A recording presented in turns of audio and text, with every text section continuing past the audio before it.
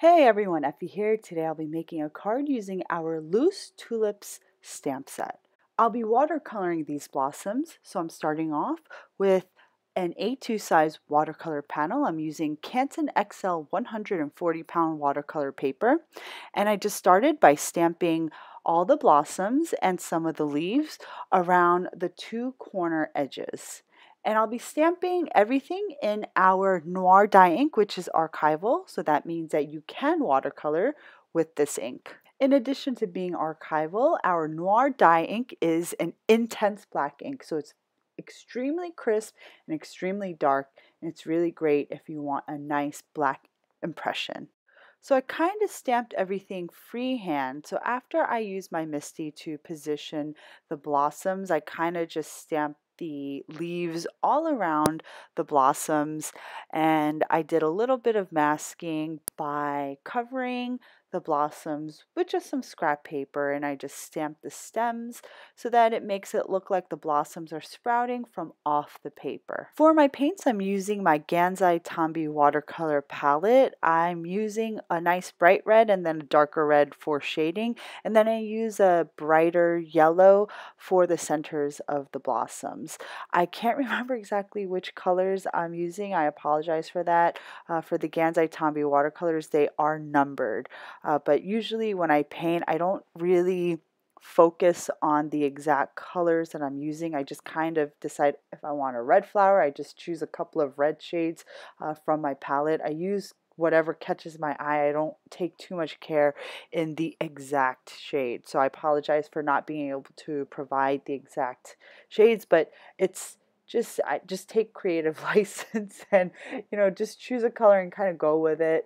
As I started painting, I stayed mostly within the lines, but then I decided to go for a more loose watercoloring technique.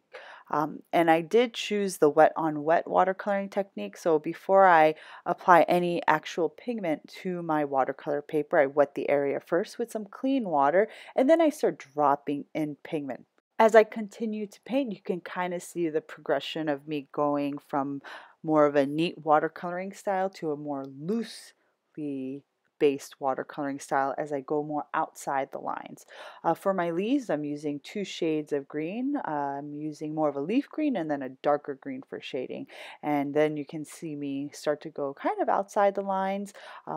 One tip when you're using this loose watercoloring painting style, just you can blend your colors just a little bit.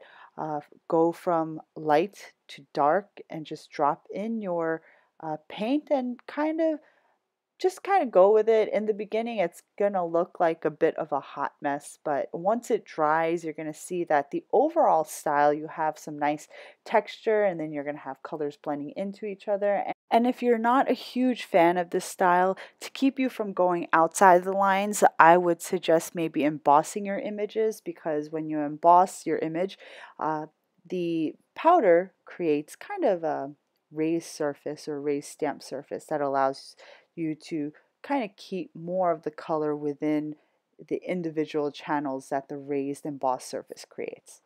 So once I finish watercoloring, I set the panel aside to dry completely, and then I'm going to mask my paint images just roughly with some scrap paper that I had on hand, and then I'm going to splatter on some green watercolor paint, and this is just going to allow me to add some more texture but keep it as a nice one layer card. After I finish with my splattering technique, I'm just going to remove the masks, and you can see that I've added this nice splattered texture to add a little bit of interest to the card. Then I'm going to take this sentiment, which is from the same set as our loose tulips, and I'm going to stamp it using our nice crisp white pigment ink. This is our Hampton white pigment ink, and I'm going to stamp the sentiment onto some black cardstock, and then I've trimmed away the sentiment panel. Next, I'm going to trim my watercolor panel just a tiny bit, about 1/8 of an inch on each edge. Then I'm going to use our really strong double-sided adhesive sheets to adhere down our watercolor panel onto a side-folding A2 card base. Then I created little fishtails at the end of my sentiment strip, and this is going to give my card just a little bit more interest instead of it being a solid strip. Next, I popped up the sentiment right onto the middle of my panel, and then lastly, I embellished my card using our dewdrops in our 7 and 5 millimeter sizes. These dewdrops are great because they have no backing, so they take on whatever color you put them against. So they're great embellishments for florals. All right, guys, that's it for my video today. I hope you enjoyed my project. Thanks for watching. I'll see you next time.